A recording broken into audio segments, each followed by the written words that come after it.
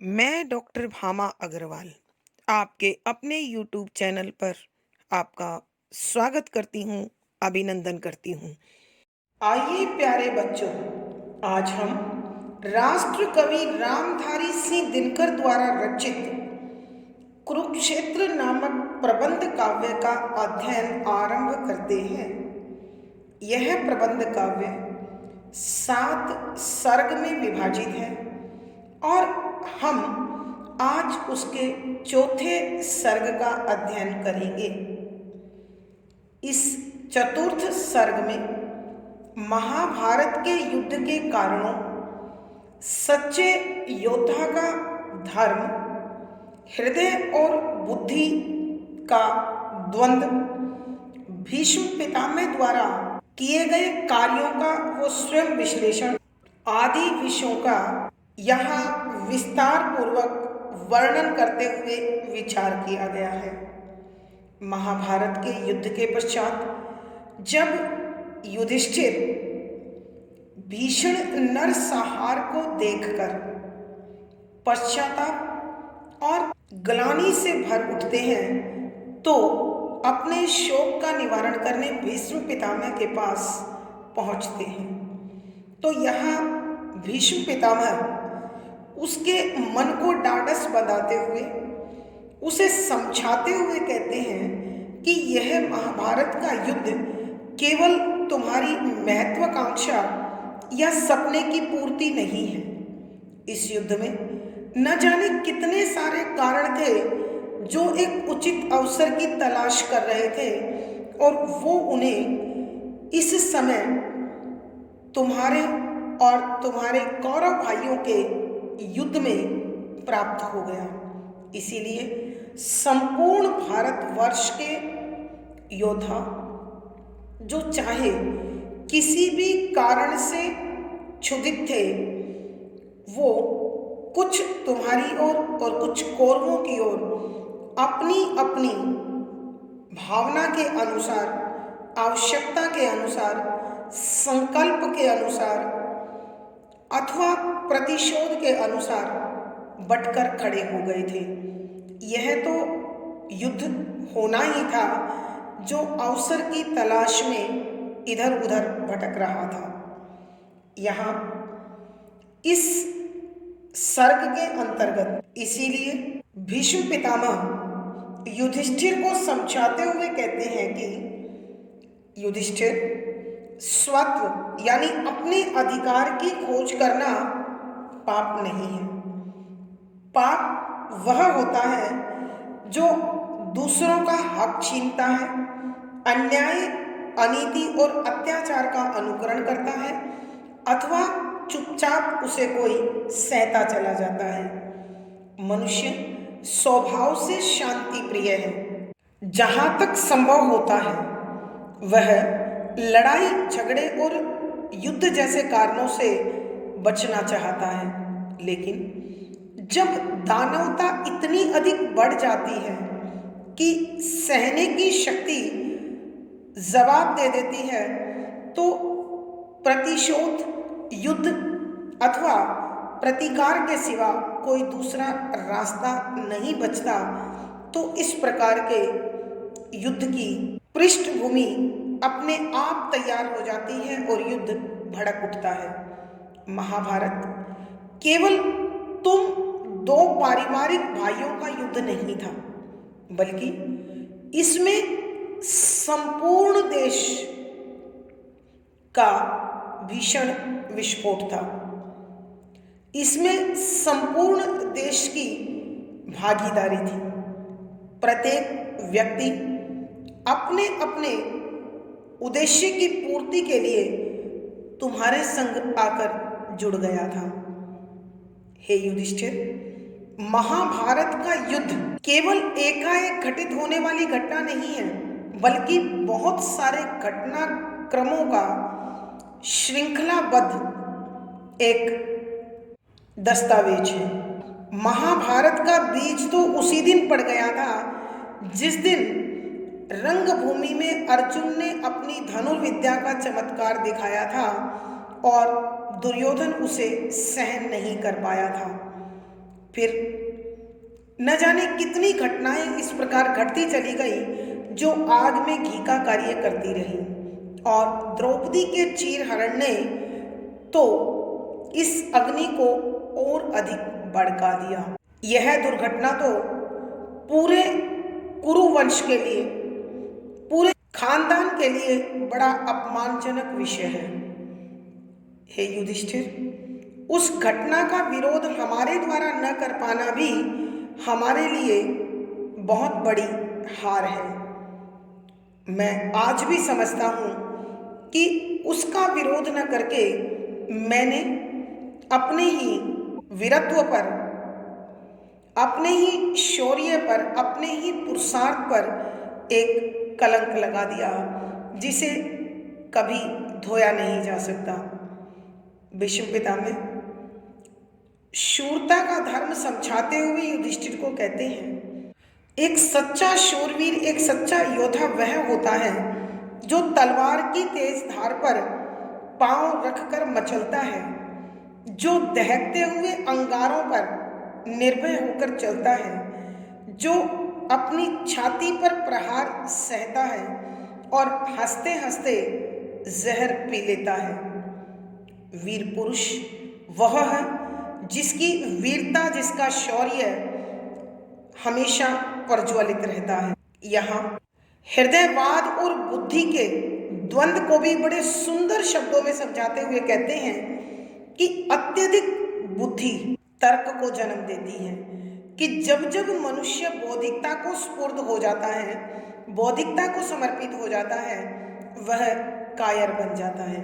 क्योंकि न्याय अन्याय, नीति अनीति, पाप पुण्य पर वह तर्क की उस सीमा तक पहुंच जाता है कि धीरे धीरे करके उसका जोश, उसका शौर्य कुंठित होता चला जाता है।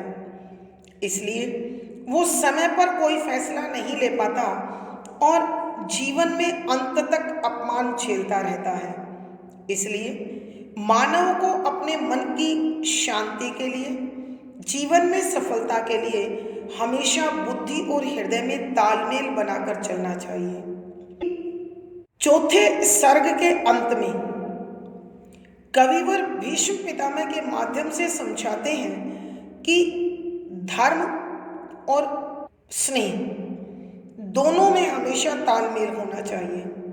भीष्म पितामह अपने जीवन में इसी प्रकार का घटनाक्रम याद करते हुए बताते हैं कि मैं हमेशा कौरवों की सेवा करता रहा, क्योंकि हस्तिनापुर की गद्दी की रक्षा का मेरा संकल्प था।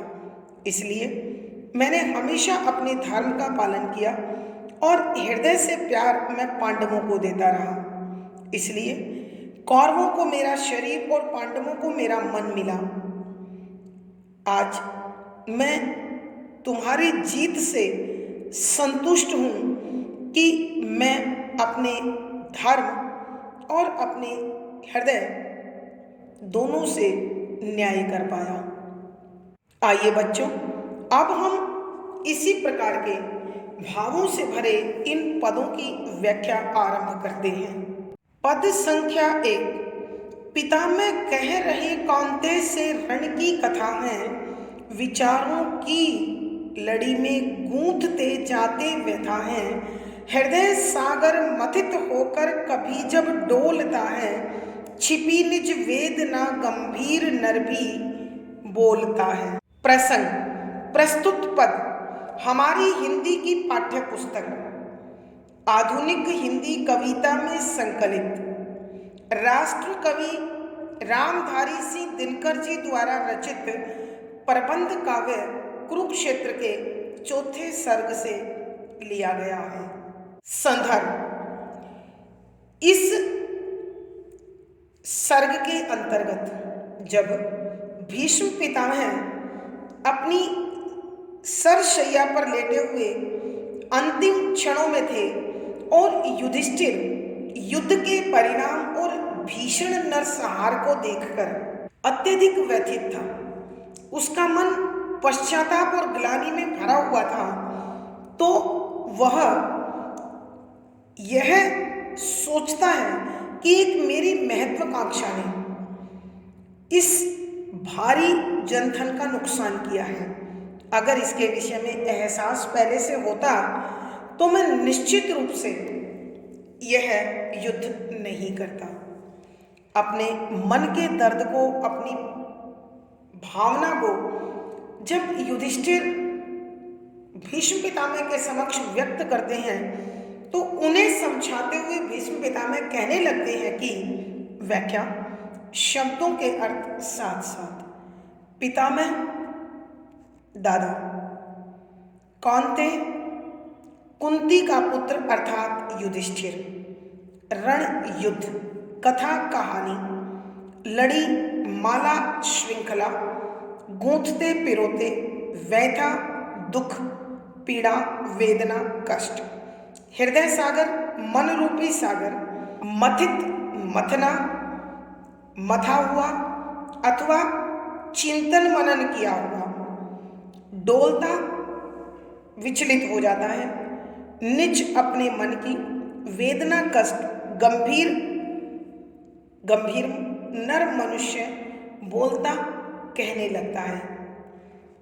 यहाँ कविवर उस समय का वर्णन कर रहे हैं जब भीष्म पितामह अपने अंतिम क्षणों में थे और युधिष्ठिर उनके पास पहुंचे। तो भीष्म पितामह अपने मन के दर्द को उनके समक्ष प्रकट करते हुए कहते हैं कि पितामह कह रहे कौंतेय से रण की कथा है कि भीष्म पितामह कुंती पुत्र युधिष्ठिर को महाभारत के युद्ध की कहानी सुना रहे हैं। अर्थात वो विचार करते हुए प्रत्येक घटना क्रम पर नजर डालते हुए युधिष्ठिर को इस युद्ध के कारणों के विषय में समझा रही हैं और उसे इस पश्चाताप से, ग्लानि से मुक्त कर देना चाहते हैं कि यह युद्ध उनकी महत्वाकांक्षा का, यानी युधिष्ठिर की महत्वाकांक्षा का परिणाम है। भीष्म पितामह द्वारा जो तथ्य, जो विचार, जो भाव प्रस्तुत किए जा रहे हैं वो दर्द में डूबे हुए हैं, पीड़ा से भरे हुए हैं। विचारों की लड़ी में गूंथते जाते व्यथा है कि वो उन घटनाक्रम पर अपने विचार प्रस्तुत करते हुए अपने दर्द को, अपने कष्ट को व्यक्त करते हैं। हृदय सागर मथित होकर कभी जब डोलता है तो भीष्म पितामह बताते हैं कि प्रकृति का कुछ इस प्रकार का नियम है, इस संसार में मानव का इस प्रकार का स्वभाव है कि जब जब मनुष्य का हृदय रूपी सागर मन में दर्द की लहरों को मथता है, अर्थात जब मनुष्य का हृदय दर्द की घटनाओं पर विचार करता है, उस पर नजर डालता है, चिंतन मनन करता है, तो छिपी निज वेदना गंभीर नर भी बोलता है। तो गंभीर से गंभीर स्वभाव वाला व्यक्ति, अंतर्मुखी व्यक्ति भी अपने दर्द को, अपनी पीड़ा को, अपने कष्ट को प्रकट करने के लिए मजबूर हो जाता है। और आज भीष्म पितामह जो कुरु वंश के सबसे बुजुर्ग व्यक्ति, सबसे गंभीर व्यक्ति, ज्ञानी ध्यानी मनीषी, वो भी अपने दर्द को, अपने मन के भावों को, अपने मन की पीड़ा को युधिष्ठिर के समक्ष प्रस्तुत करते हैं।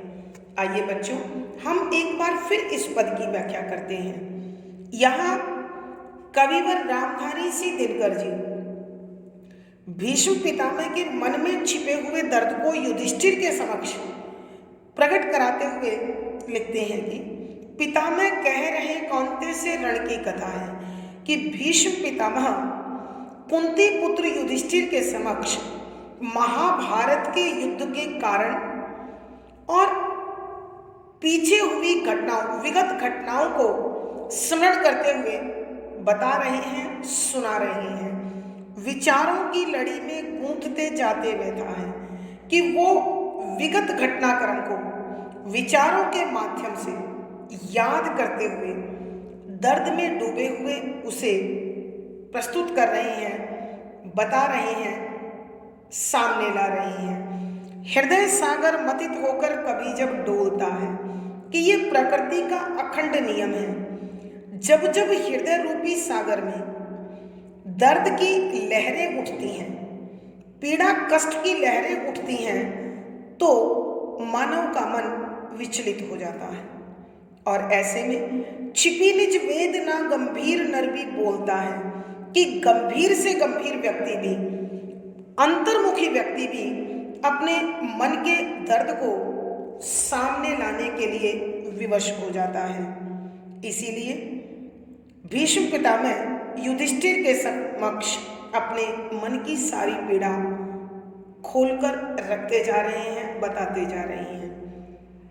भावार्थ, कवि के कहने का भाव यह है कि भीष्म पितामह जैसा अंतर्मुखी और गंभीर व्यक्तित्व का धनी मनुष्य भी अंत समय में अपने मन के दर्द को छिपाए न रख सके।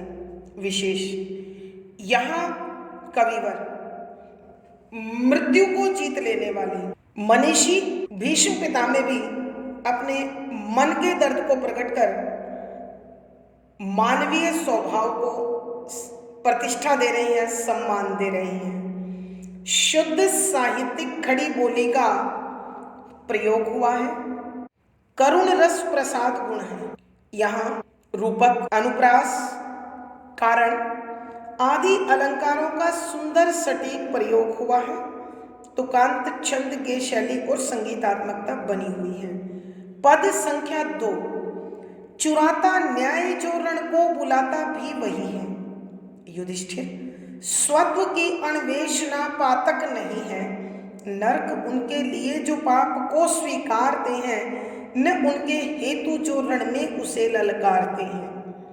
प्रसंग पूर्ववत। संदर्भ, यहाँ कविवर बता रहे हैं कि जब भीषण नरसंहार को देखकर युधिष्ठिर का हृदय पश्चाताप और गिलानी के बोझ से दबा जा रहा था, और अब इस जीत का आनंद मनाने की बजाय वो वैराग्य के भावों से भरते जा रहे थे, तब भीष्म पितामह उन्हें संबल देते हुए, तसल्ली देते हुए, महाभारत के युद्ध के कारणों पर प्रकाश डालते हुए बताते हैं कि व्याख्या, शब्दों के अर्थ साथ साथ चुराता छीनता, न्याय न्याय को, रण युद्ध को बुलाता भी वही है, कि वही उस युद्ध की पृष्ठभूमि रचता है। युधिष्ठिर स्वत्व, अपने अधिकार, अन्वेषणा खोज ढूंढना, पातक पाप, हेतु के लिए रण युद्ध में ललकारते चुनौती देते हैं। कि यहाँ भीष्म पितामह युधिष्ठिर के मन के बोझ को हल्का करते हुए, उसे समझाते हुए कहते हैं कि चुराता न्याय जो रण को बुलाता भी वही है। कि जो व्यक्ति न्याय से दूर भागता है, दूसरों के हक छीनता है, अन्याय का अनुकरण करता है, रण को बुलाता भी वही है। कि वास्तव में युद्ध की रचना वही करता है।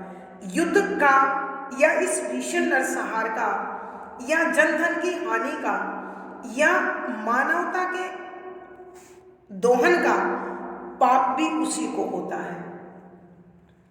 युधिष्ठिर, स्वत्व की अन्वेषणा पातक नहीं है। कि हे युधिष्ठिर, अपने अधिकारों की खोज करना पाप नहीं है, और अपने अधिकारों की प्राप्ति के लिए प्रयास करना, कोशिश करना भी पाप नहीं है।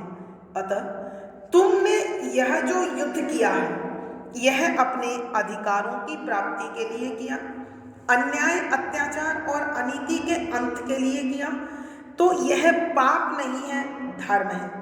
नर्क उनके लिए जो पाप को स्वीकारते हैं।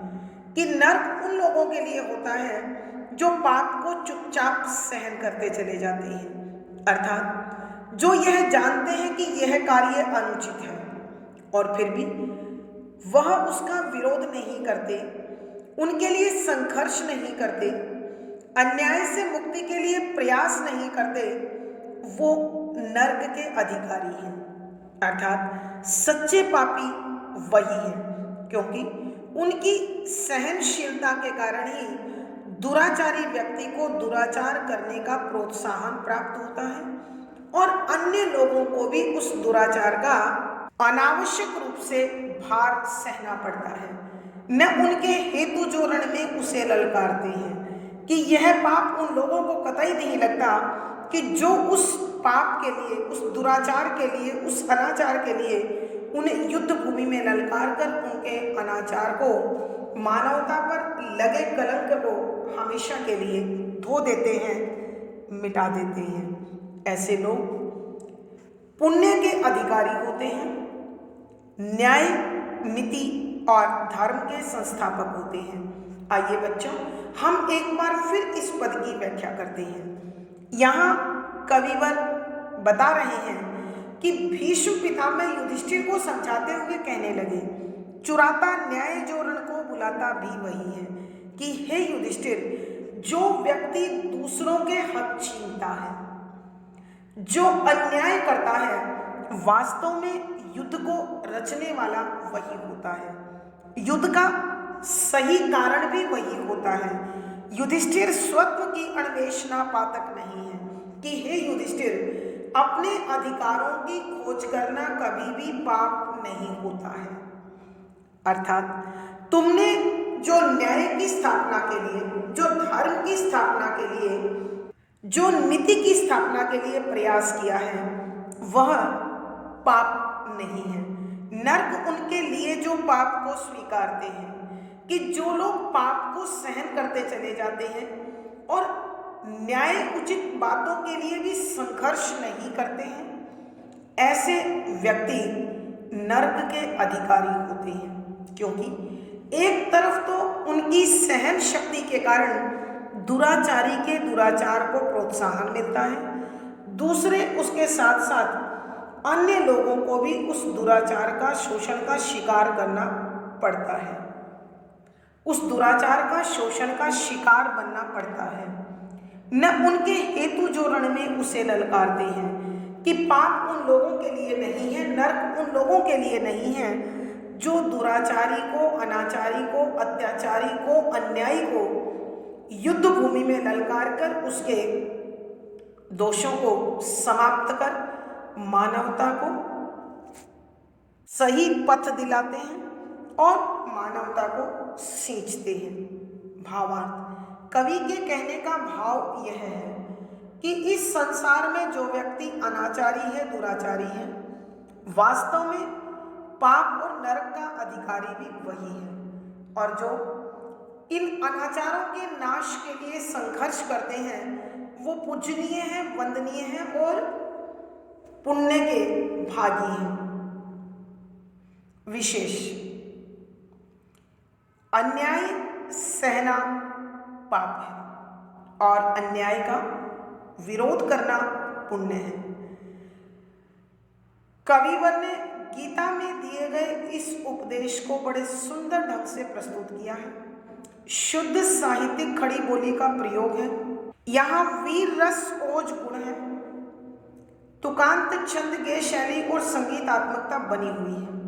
यहाँ अनुप्रास, प्रश्न, संबोधन, वक्रोक्ति आदि अलंकारों का सुंदर सटीक प्रयोग हुआ है। पद संख्या 3, सहज ही चाहता कोई नहीं लड़ना किसी से, किसी को मारना अथवा स्वयं मरना किसी से, नहीं तू शांति को भी तोड़ना नर चाहता है, जहाँ तक हो सके निज शांति प्रेम निभाता है। प्रसंग पूर्ववत।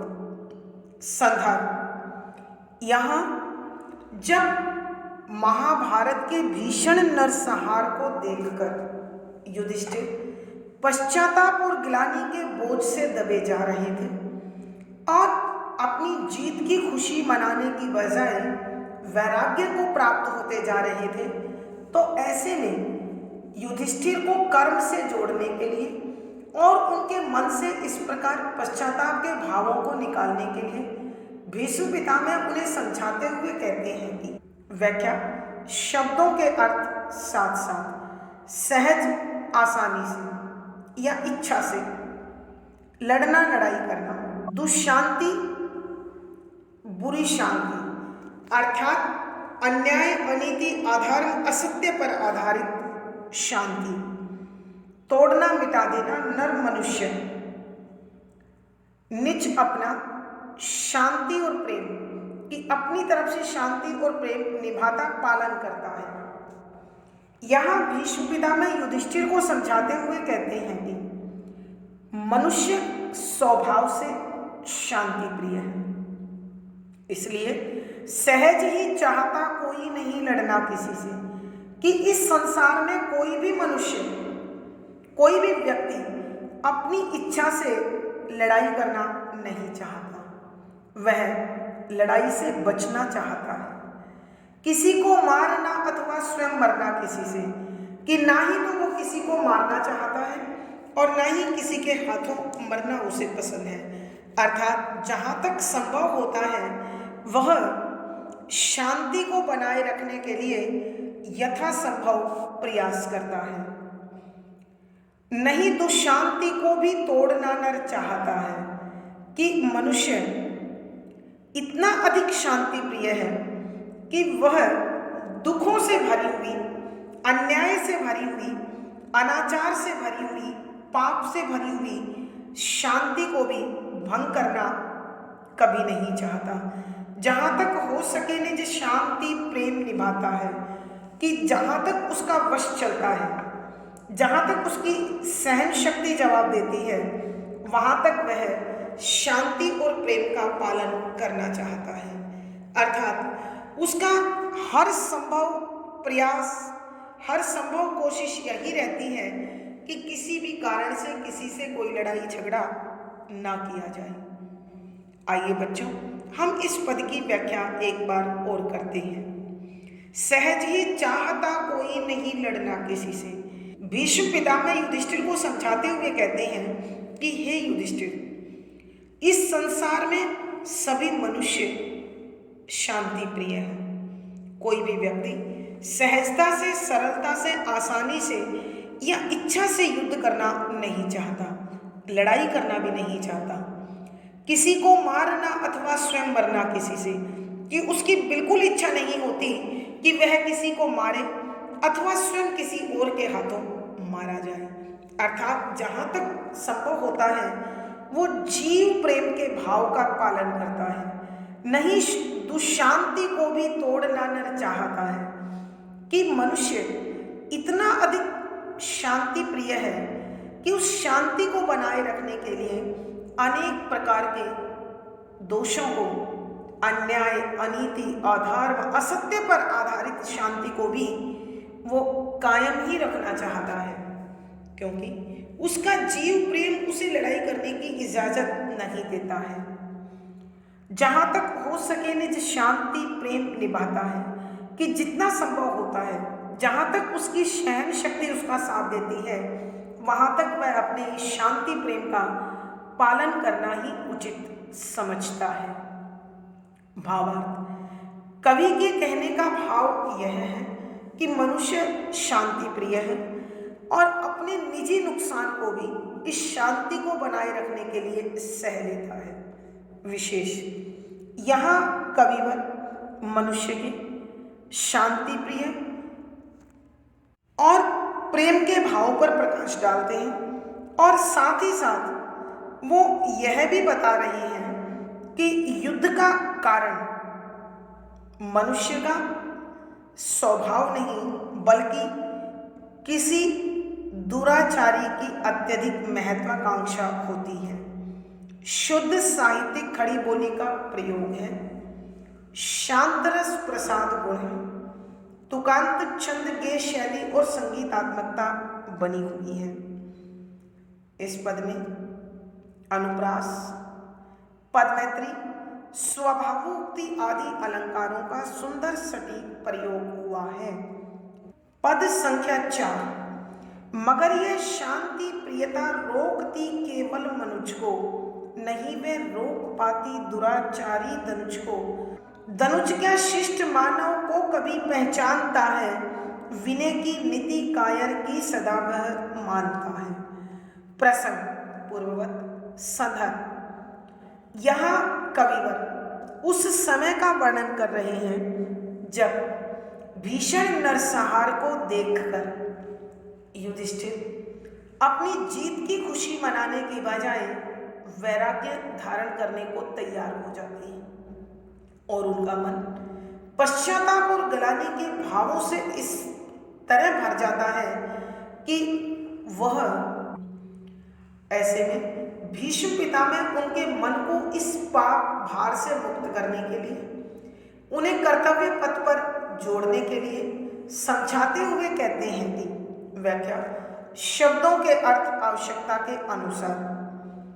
मगर यह शांति प्रियता रोकती केवल मनुज को, शांति प्रिय शांति बनाए रखने के भाव को, मनुज मनुष्य, दुराचारी बुरा आचरण करने वाला, दनुज राक्षस, शिष्ट सभ्य शालीन मानव मनुष्य, विनय विनम्रता दयालुता, नीति विचार कायर बुजदिल। यहाँ भीष्म पितामह युधिष्ठिर को समझाते हुए कहते हैं कि मगर यह शांति प्रियता रोकती केवल मनुज को, कि हे युधिष्ठिर जो यह मानवीय गुण है, यह जो मानव का स्वभाव शांति प्रियता है, यह केवल मनुष्य और मानव समाज पर ही कारगर होती है। अर्थात जो व्यक्ति मानवीय मूल्यों से भरे हुए हैं वही केवल इस शांति प्रियता और प्रेम के भावों को समझते हैं, वही इसके महत्व को जानते हैं और इनका सम्मान करते हैं। लेकिन नहीं वे रोक पाती है दुराचारी दनुज को, कि मनुष्य का ये प्रेम और शांति प्रियता किसी पापी को, किसी दुराचारी को, किसी अनाचारी को नहीं रोक पाती है, क्योंकि वह इन मानवीय मूल्यों को पहचानता ही नहीं है और इनको मान देना जानता ही नहीं है। दनुज क्या शिष्ट मानव को कभी पहचानता है कि जो मनुष्य पाश्विक प्रवृत्तियों से भरा हुआ है, जिसमें दानवीय स्वभाव है, जो दानवता से भरा हुआ है, जो पैशाचिक प्रवृत्ति वाला है, वह कभी भी भले व्यक्ति को, सभ्य व्यक्ति को सम्मान नहीं देता है। वह उसके श्रेष्ठ गुणों को इज्जत नहीं देता है, क्योंकि उसकी सोच, उसकी विचारधारा ही, उसका दर्शन ही अलग प्रकार का होता है। कैसा होता है उसका वर्णन देखिए। विनय को नीति कायर की सदा में मानता है, कि सभ्य व्यक्ति की विनम्रता को, उसके प्रेम को वह उसकी कायरता, उसकी बुजदिली मानता है और हमेशा अपने दुराचार से, अपने अनाचार से शिष्ट और भले व्यक्ति पर वह भारी पड़ता है, उसका और अधिक शोषण करता है, उसे और अधिक कष्ट देता है। आइए बच्चों, एक बार फिर हम इस पद की व्याख्या करते हैं। यहाँ भीष्म पितामह युधिष्ठिर को समझाते हुए कहते हैं, मगर यह शांति प्रियता रोकती केवल मनुज को, कि जो तुम्हारा या मानव का शांति प्रियता और प्रेम को निभाने का भाव है, यह केवल मानव समाज पर, मानवता का पालन करने वाले लोगों पर ही कारगर है। वही लोग इसका महत्व समझते हैं और इसका सम्मान करते हैं। लेकिन नहीं वे रोक पाती दुराचारी दनुज को, कि ये शिष्ट गुण, ये शालीनता, ये भद्रता, ये विनम्रता एक दुष्ट व्यक्ति को समझ में नहीं आती है। वह उनका सम्मान करना ही नहीं जानता है। उसकी दृष्टि में मानवता के ये गुण व्यर्थ है, निराधार है। दनुज क्या शिष्ट मानव को कभी पहचानता है कि जो व्यक्ति पाश्विक प्रवृत्तियों से भरा हुआ है, पैशाचिक वृत्तियों से भरा हुआ है, जो पापी और दुराचारी है, वो कभी भी सभ्य व्यक्ति के गुणों को जानता ही नहीं है। वह अच्छे लोगों का न सम्मान करना जानता है, न उनकी भावनाओं की कद्र करता है, क्योंकि विनय की नीति कायर की सदा वह मानता है कि उसकी दृष्टि में सभ्य व्यक्ति की विनम्रता, उसकी शालीनता, उसकी भद्रता, उसकी मानवता, कायरता महसूस होती है। वह उसे बुज़दिल समझकर उसका और अधिक शोषण करता है, उस पर और अधिक अन्याय करता है। भावार्थ, कवि के कहने का भाव यह है कि केवल मानवतावादी व्यक्ति ही मानवीय मूल्यों के महत्व को जानते हैं। दुष्ट लोग उसे कायरता समझते हैं। विशेष यहाँ महाभारत के युद्ध के कारणों का विश्लेषणात्मक वर्णन किया गया है। शुद्ध साहित्यिक खड़ी बोली का प्रयोग है। शांत रस प्रसाद गुण है। तुकांत छंद के शैली और संगीतात्मकता बनी हुई है। यहाँ अनुप्रास, प्रश्न, स्वभावों, दृष्टांत आदि अलंकारों का सुंदर सटीक प्रयोग हुआ है। प्यारे बच्चों, आज की कक्षा में बस इतना ही। अगली वीडियो में फिर मुलाकात होगी। आशा है पढ़ा गया विषय आपको समझ में आ रहा है। अपने भाव व विचार कमेंट बॉक्स में लिखें। वीडियो को लाइक करें, शेयर करें और चैनल सब्सक्राइब करें। आपका दिन और जीवन मंगलमय हो, इसी शुभकामना के साथ आभार, धन्यवाद।